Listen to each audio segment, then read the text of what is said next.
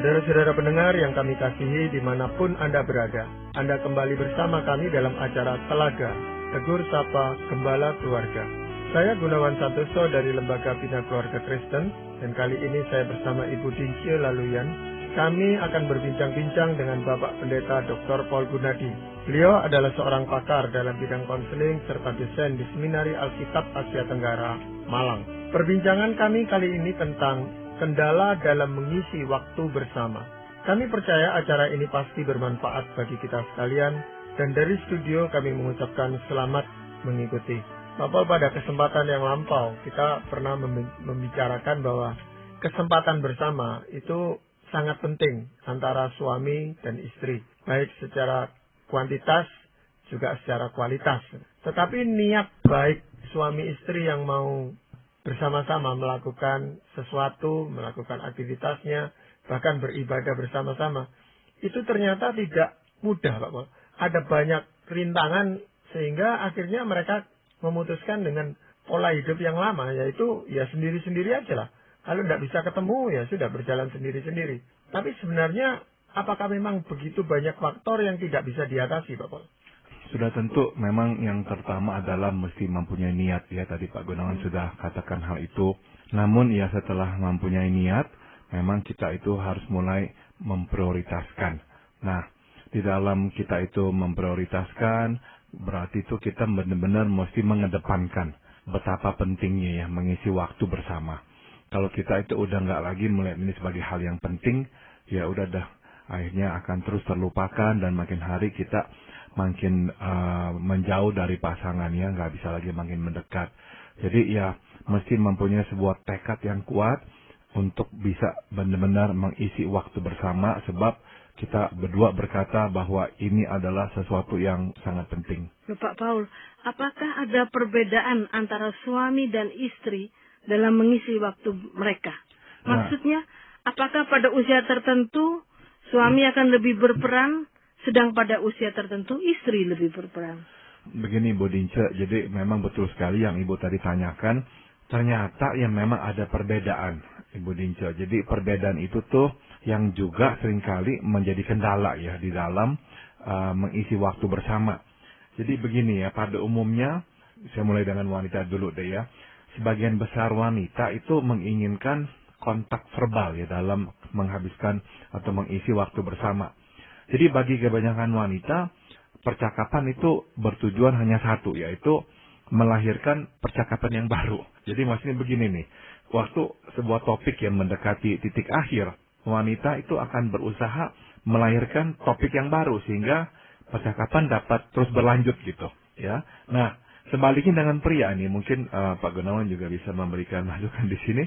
Pada umumnya pria tidak begitu tertarik untuk memperpanjang percakapan hanya untuk kepentingan bercakap-cakap tanpa ada tujuan lainnya. Ya, jadi suatu bercakap biasanya pria ini akan berusaha mengarahkan percakapannya supaya tiba pada tujuan akhirnya, kemudian mengakhirinya. Jadi bagi kebanyakan pria hal yang tidak perlu dipercakapkan ya udah tidak usah dibincang-bincangkan lagi.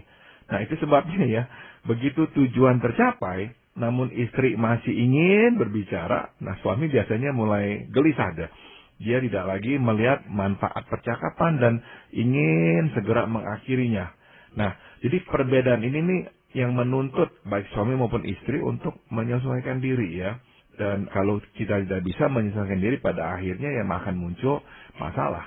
Iya, saya sebenarnya tidak masalah istri saya bercerita tentang sesuatu, Pak Paul. Tetapi kadang-kadang yang pertama-tama itu diulang-ulang itu. Cerita itu diulang-ulang seolah-olah kita ini jadi orang yang bodoh yang belum mengerti cerita itu. Yang kedua, dia menceritakan itu sangat detail sekali gitu. Padahal saya sebagai suami itu walau mau mendengarkan, ya apa sih sebenarnya inti dari cerita itu gitu loh. Langsung aja ke pokok poinnya itu yang mau diceritakan apa. Ya. Kok terlalu detail-detail yang tidak perlu. Jadi kita tidak perhatian dengan perkataan itu. Kenapa kok memang ada kecenderungan wanita itu kalau bercerita detail ya? Karena memang secara organik ya, artinya secara susunan syaraf di otak itu wanita memang lebih diperlengkapi untuk melihat detail. Sedangkan pria itu lebih diperlengkapi untuk melihat yang jauh dan yang lebih besar, yang makronya. Nah, jadi memang ada perbedaan di situ ya. Terus yang kedua adalah kenapa kok dalam hal ini istri Pak Gunawan itu kok mengulang-ulang ya hal yang udah bercakapan itu. Sebetulnya tuh tujuannya tuh ya Pak Gunawan agar Pak Gunawan itu memberi respons lagi sehingga percakapan itu memang nggak berhenti gitu. Jadi kalau misalkan Pak Gunawannya itu cepat-cepat memberikan respons lagi sehingga jalan terus, ya mungkin dia nggak ulang-ulang. Tapi berhubung Pak Gunawan dan juga kebanyakan pria termasuk saya, ya udah ngerti, udah jelas, ya udah. Kenapa harus diberikan komentar lagi dan nggak perlu berikan komentar? Nah, jadi berhenti di situ. Nah, tapi istri-istri kita ini memang nggak bisa itu terima kok berhenti begitu saja. Jadi memang ada sebuah perbedaan yang hakiki. Kadang-kadang saya ini nih mendengarkan istri saya berbicara di telepon gitu ya, sama temannya atau apa. Dia bisa cerita panjang lebar gitu. Saya juga bingung apa gunanya yang menceritakan begitu mendetail panjang lebar gitu. Tapi yang saya bingungnya adalah di pihak sana teman wanitanya itu tuh juga bisa aja panjangin lagi itu cerita, dengerin lagi, komentari lagi. Jadi bisa ngomong sampai panjang sekali. Dan saya kira itulah perbedaan dalam hal mengisi waktu ya antara kita dan wanita. Sehingga akhirnya ya terjadilah memang gap ya. Yang satu merasa ya udah cukup, udah dengar, udah jelas, udah sampai tujuan. Yang satu merasa kok udahan ya terusin dong percakapannya. Nah, jadi akhirnya tuh ya dua-duanya memang mesti belajarlah saling menyesuaikan diri. Nah, kadang-kadang Pak Pol, karena panjangnya pembicaraan itu, kita itu kehilangan konsentrasi. Jadi, pada saat kita kehilangan konsentrasi, dia justru melakukan feedback. Kamu ngerti enggak? Ini bisa kelabakan jawabnya Pak Pol. Karena memang jujur saja, yang terakhir kita tidak dengarkan. Nah, lalu ceritanya diulang lagi, karena dianggap kita ini tidak mengerti, dan ini membosankan Pak Pol. Ya, inilah perbedaannya ya. Dan kenapa Tuhan menciptakan kita berbeda ya nanti kita di sorga baru bisa tahu deh ya. Tapi memang ini perbedaan yang hakiki. Memang nggak semua seperti ini saya tahu, tapi kebanyakan memang seperti ini. Jadi apa yang Pak Gunawan alami, saya pun alami. Jadi waktu dia cerita, ya istri saya cerita, ya saya udah ngerti ya udah gitu. Tapi memang dia bisa terus cerita dan kadang-kadang dia suka tanya saya, bagaimana hari ini? Apa yang terjadi? Apa gimana? Ya saya nggak bisa cerita apa yang terjadi karena buat saya ya nggak ada apa yang terjadi. Meskipun sebetulnya ya saya bertemu orang, saya mengkonseling orang atau apa. Tapi buat saya itu hal yang biasa terjadi dan yang biasa terjadi tidak perlu saya ceritakan. Yang luar biasa baru saya ceritakan. Ini memang ada perbedaan yang cukup hakiki di situ. Lalu apakah ada juga perbedaan dalam pernikahan ya? Orang yang sudah sejak awal menikah lalu yang sudah puluhan tahun, itu ada perbedaan antara sudah mereka? Tentu ya mudah-mudahan ya Ibu Dince karena udah lama ya menikah, udah lebih belajar dan lebih bisa menyesuaikan diri, seharusnya lebih ada toleransi. Jadi misalnya nih ya, si istri itu tuh ya karena menyadari ya suaminya nggak bisa ya mempertahankan konsentrasi untuk waktu yang lama, ya udahlah istrinya akhirnya belajar untuk lebih to the point, lebih bisa ya menerima, udah berhentilah, jangan sambung-sambung lagi. Dan si suami ya karena udah terbiasa, jadi akhirnya ya udah dia dengarkan istrinya bicara, ya meskipun kadang-kadang konsentrasinya masuk keluar, ya udah nggak apa-apa. Ya pokoknya ya toleransi karena dia tahu itulah yang dibutuhkan oleh si istri ya. Nah jadi inilah yang memang perlu dilakukan dan sudah tentu makin sering kita melakukan penyesuaian ini, makin terbiasa. Sehingga meskipun ya sedikit mengganggu atau menjengkelkan, tapi ya nggak terlalu menjengkelkan. Jadi kita udah mengerti. Dan ini yang penting akhirnya, saling mengerti gitu. Namun ya, saya berikan contoh, kalau dua orang ini nggak pernah belajar untuk menyesuaikan diri, yang terjadi adalah tidak ada komunikasi. Nah itu bahaya sekali, berarti waktu itu nggak bisa diisi lagi dengan komunikasi. Sebab yang wanita akan berkata, buat apa saya bicara nggak bakal didengarkan. Dan yang laki-laki berkata, buat apa saya dengarkan kalau nggak ada mutunya. Jadi berarti akhirnya dua-duanya nggak ada lagi komunikasi. Maka penting ya dari awal pernikahan, dua-dua belajar menyesuaikan diri, sehingga akan terus berlanjut sampai di usia tua, sehingga komunikasi tetap terjalin. Meskipun tetap kadang-kadang yang satu bicara kebanyakan, yang satu bicara kesedikitan. Begitu. Ya memang pengalaman hidup bersama-sama itu akan mewarnai kebersamaan itu Pak Paul. Lama-lama istri itu juga tahu kalau kita itu mulai bosan. Ya. Nah, dia biasanya menanyakan, Ya. kamu sudah lelah dengar ini gitu ya. Ya. Nah, kita harus jujur bilang ya memang lelah. Ya. Tapi kita janjikan nanti atau Ya. kapan besok saya bersedia untuk mendengarkan pembicaraan yang lebih Ya. lanjut. Jadi, tapi kita ada komitmen untuk mau menyambung pembicaraan itu. Ya. Daripada kita berpura-pura bilang enggak apa-apa cerita terus. Padahal kita enggak mau dengar. mau mendengar lagi Iya. gitu Bapak. Ya, jadi memang pada akhirnya tuh karena kita terus ya mengusahakan adanya penyesuaian, yang tercipta adalah toleransi. Jadi waktu istri melihat kita kok udah mulai jenuh, dia bisa toleran ya, dia terima kita jenuh. Waktu kita itu tuh sebetulnya nggak mau dengarkan, tapi harus dengarkan, ya udahlah kita toleran, istri kita lagi mau bicara. Jadi memang hasil akhirnya adalah toleransi makin hari makin bertambah, saling pengertian juga makin bertambah.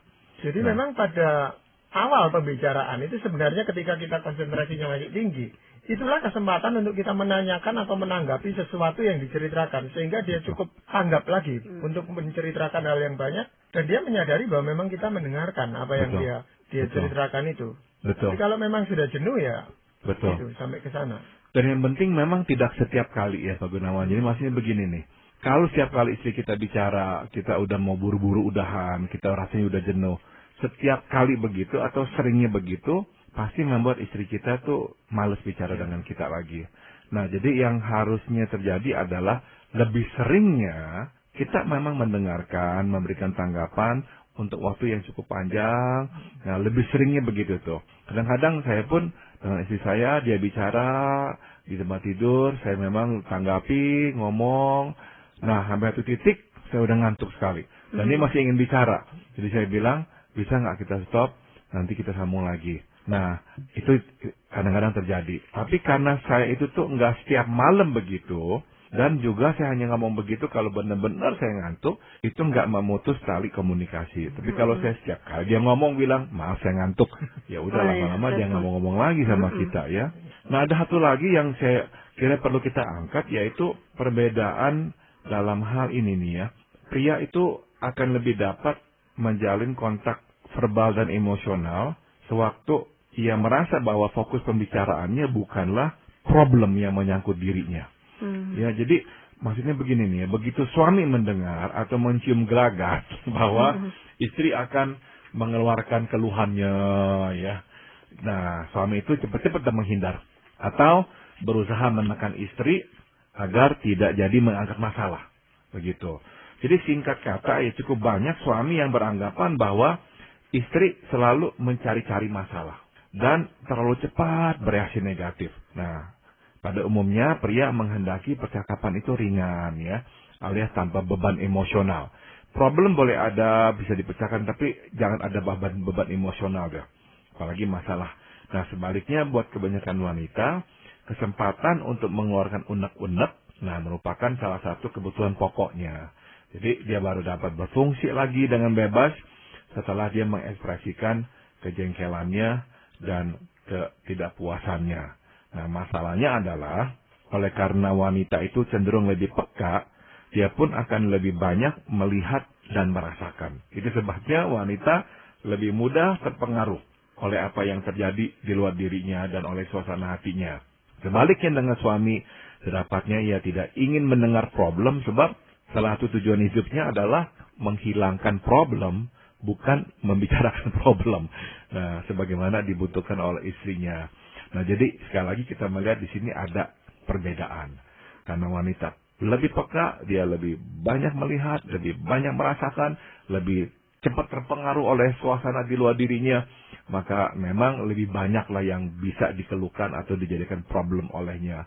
Sedangkan kebanyakan pria buru-buru ingin berkata, jangan bawa problem lagi dong. Capek dengerin problem terus. Begitu. Ya, tapi kalau pembicaraan itu hanya sekedar membicarakan hal-hal yang di luar hubungan suami istri ini, Pak Paul, itu kan tidak menumbuhkan atau tidak meningkatkan kualitas daripada pembicaraan itu sendiri. Betul, jadi nggak bisa enggak, sudah tentu ada waktu tertentu ya. Istri itu tuh harus lebih bersikeras lah untuk membicarakan masalah. Sebab sekali lagi kecenderungannya pria tuh nggak mau melihat masalah, menganggap masalah akan bisa selesai dengan sendirinya, jangan ciptakan masalah dan sebagainya. Nah, jadi kalau memang hal ini nih hal yang sungguh penting, istri juga bisa berkata, saya nggak sering-sering kok membicarakan problem, tapi ini memang problem yang mesti dibicarakan. Nah, kalau suaminya memang bisa berkata, iya ya, istri saya kok nggak sering-sering kok angkat-angkat problem. Dan dia memang benar-benar rasa ini problem yang penting. Suaminya pun lebih bisa mendengarkan. Tapi kalau setiap kali atau beberapa kali seminggu, istrinya selalu ngomongin problem. Lama-lama bosan. Lama-lama bosan, betul. Dan suaminya akhirnya nggak mau lagi dengerin. Jadi ini tergantung memang kerjasama keduanya. Jadi kalau istri juga bisa menahan diri, coba selesaikan sendiri, sampai perlu baru dia bicarakan problemnya.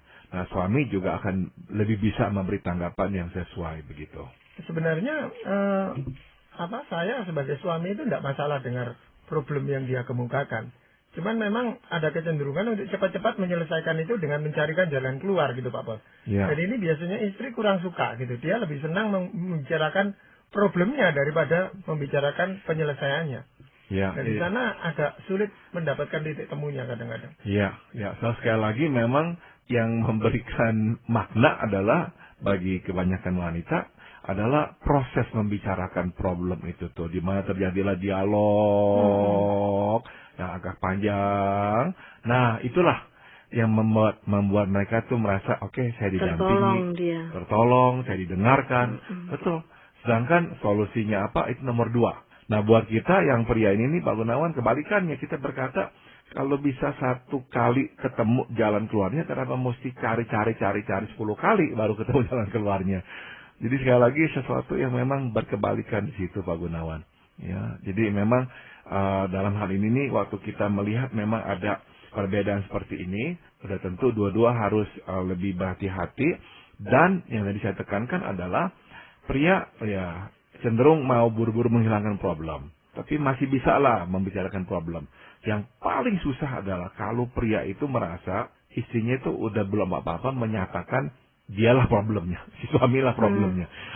Udah dah, pria itu lebih susah dengerin tuh kalau dia udah langsung dikaitkan dengan problem itu tuh, apalagi dia dikatakan sebagai penyebabnya. Memang kalau kita sebagai pria itu menceritakan problem, sebenarnya secara garis besar aja problem itu dikemukakan. Mungkin itu tadi yang Pak Paul katakan, kami kaum pria ini alergi kalau diteliti lebih jauh problemnya. Nah ini biasanya wanita cenderung untuk mengetahui detail dari problem itu Pak Paul. Jadi ini tidak enak, itu seolah-olah mengorek-ngorek luka lama gitu loh Pak Paul. Iya, sebab sekali lagi ya prosesnya itulah yang memberikan makna ya. Jadi saya berikan misalnya contoh nih ya, apa yang harus kita lakukan. Misalnya ketika istri ingin mengeluarkan kekesalan hatinya ya, dia mestilah berusaha keras agar tidak menyeret si suami ke dalam kancah kemarahannya. Misalnya, dia harus berusaha keras untuk tidak cepat-cepat menyalahkan suami sebagai penyebab timbulnya masalah. Atau ya, sedapatnya dia pun mengangkat masalah secara netral sehingga suami itu enggak merasa tertuduh ya dari awal. Nah sebaliknya ya, suami juga harus merelakan diri yang mendengarkan istri membicarakan masalah. Nah sedapatnya tahan reaksi marah. Ya, sebab ada kecenderungan begitu suami mendengar istri mulai membicarakan masalah, apalagi dirinya lah sebagai masalah, dia ingin marah dah. Ya. Nah, jadi jangan cepat ya merasa defensif dan jangan membangun tembok pemisah suatu istri membicarakan masalah yang memang mungkin melibatkan dirinya. Nah, yang terakhir saya juga mau memberikan saran setelah membicarakan masalah. Nah, pentingnya bagi suami dan istri untuk mengangkat satu hal positif tentang diri masing-masing. Sekadar mengingatkan bahwa apapun masalahnya, mereka tetaplah satu dan tak terpisahkan. Ya, coba utarakan penghargaan akan perkataan atau sikap positif yang diberikan oleh pasangan. Nah, dengan cara ini, pembahasan masalah dapat diakhiri secara positif. Nah, ini pentingnya sebab bila kita berhasil mengakhiri percakapan secara positif, kali berikut kita harus menghadapi masalah, kita pun akan menjadi lebih terbuka untuk melakukannya. Sebaliknya, jika kita mengakhiri percakapan secara negatif ya, misalnya bertengkarlah, saling tuduhlah, nah pada kesempatan berikut, kita pun menjadi jerak untuk membahas masalah. Dan malah berusaha lari atau menghindar. Ya, jadi walaupun ada perbedaan hakiki antara pria dan wanita dalam mengisi waktu bersama, kita dapat menjembataninya. Asalkan kita bersedia menahan diri dan saling menyesuaikan. Ya, selain masalah-masalah perbedaan ini, Pak Paul, apakah ada kendala yang lain yang bisa mengganggu waktu kita bersama-sama mau mengisi waktu itu? Yang berikut adalah kendala kesibukan, Pak Gunawan. Ya, kita ini memang makin hari menjadi manusia yang makin sibuk, ya, interest kita juga makin banyak. Jadi ada kalanya ya, inilah yang menjadi kendala ya.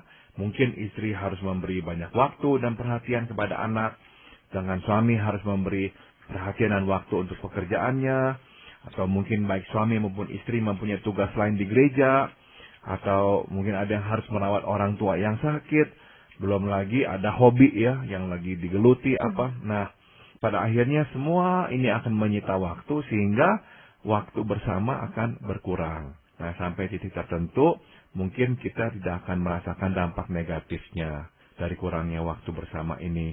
Namun secara perlahan sebetulnya semua ini akan mulai menggerogoti tiang relasi kita itu. Ya. Terus apakah dampak negatif dari kurangnya waktu bersama pasangan itu? Nah, yang paling ini ya, Ibu Dince, kita itu tuh akhirnya menjadi kurang sabar tuh. Karena kurangnya waktu bersama itu, waduh, jadi kita kurang sabar.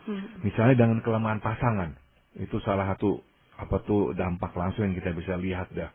Ya, menyangkut sifatnya yang kurang baik, atau menyangkut kesanggupannya yang kita anggap berada di bawah kesanggupan kita, udah dah, kita nggak sabaran bawaannya. Ya, kenapa? Kok kita makin nggak sabaran? Karena kita makin tidak rela memberi waktu ekstra kepadanya. Jadi begini nih, ya, makin berkurang waktu bersama, makin berkurang kesabaran, dan makin tidak rela kita memberinya waktu. Jadi pada akhirnya tuh relasi nikah tuh lebih mirip seperti sebuah relasi kerja, bicara seperlunya, dan bila bicara kita berbicara dengan bahasa instruksi, ya, bukan kasih, suruh dia, beritahu dia gini gitu. Nah, pada akhirnya ya relasi kita akhirnya retak, pertengkaran mudah tersulut, ya ibarat dahan, makin hari makin mengering.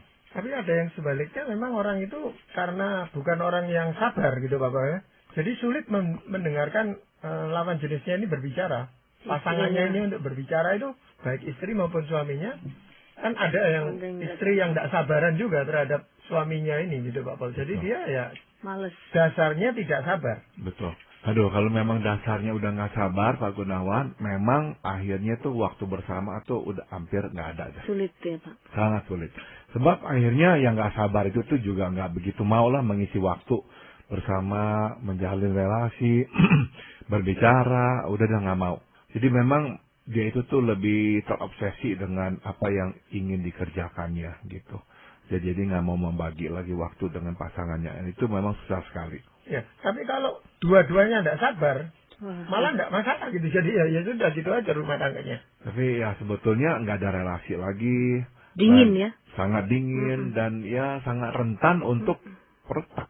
Misalkan nanti misalnya ada konflik ya, waduh konfliknya itu bisa parah. Sebab kenapa? Tali yang mengikatnya nggak ada. Sudah nggak ada lagi. Betul.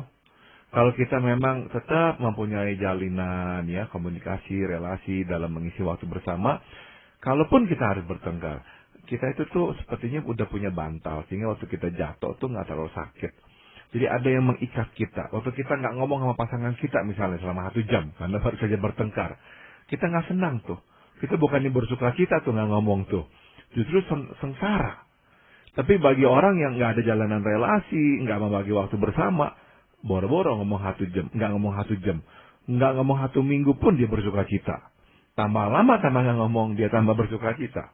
Jadi ya kita lihat sebetulnya kalaupun nggak ada apa-apa, nggak ada pertengkaran, sebetulnya itu relasi itu udah hampir nggak ada. Berbahaya ya. Sangat berbahaya. Itu dampaknya buat anak-anak mereka gimana? Udah tentu mereka tuh anak-anak tuh nggak melihat tuh adanya kehangatan di rumah. Dan ini nih sesuatu yang perlu. Kehangatan kan hanya bisa tuh terjadi di dalam pengekspresian diri ya, lewat perkataan, lewat sentuhan.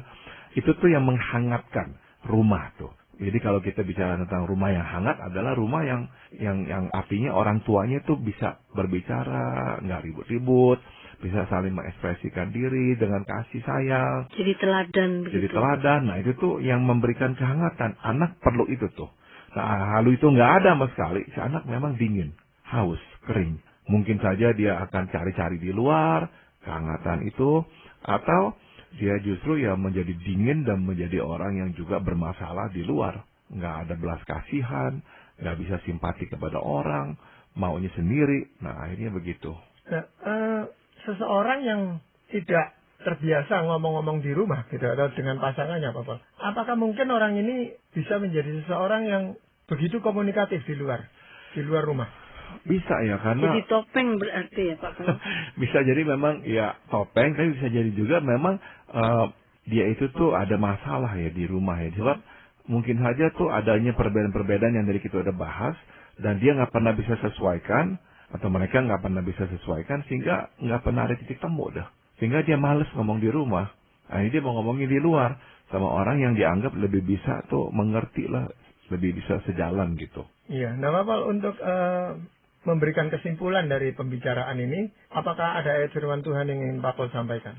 Saya akan bacakan dari Filipi pasal 2 ayat 3 dan 4. Dengan tidak mencari kepentingan sendiri atau puji-pujian yang sia-sia, sebaliknya hendaklah dengan rendah hati yang seorang menganggap yang lain lebih utama daripada dirinya sendiri.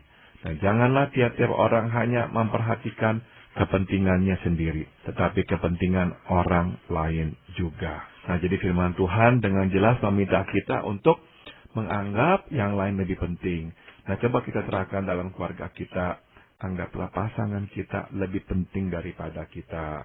Jadi berarti kita nggak memperhatikan kepentingan kita saja, tapi juga kepentingan dia. Dan benar-benar ya, kita ini berusaha sekeras-kerasnya untuk mengutamakannya. Jadi bayangkan kalau dua-dua saling mengutamakan satu sama lain, benar-benar dua-dua itu akan terpenuhi ya. Sehingga waktu bisa diisi dengan sangat sehat dan juga produktif. Ya, terima kasih Pak Paul untuk perbincangan ini. Dan para pendengar sekalian, terima kasih Anda telah mengikuti perbincangan kami dengan Bapak Pendeta Dr. Paul Gunadi dalam acara Telaga.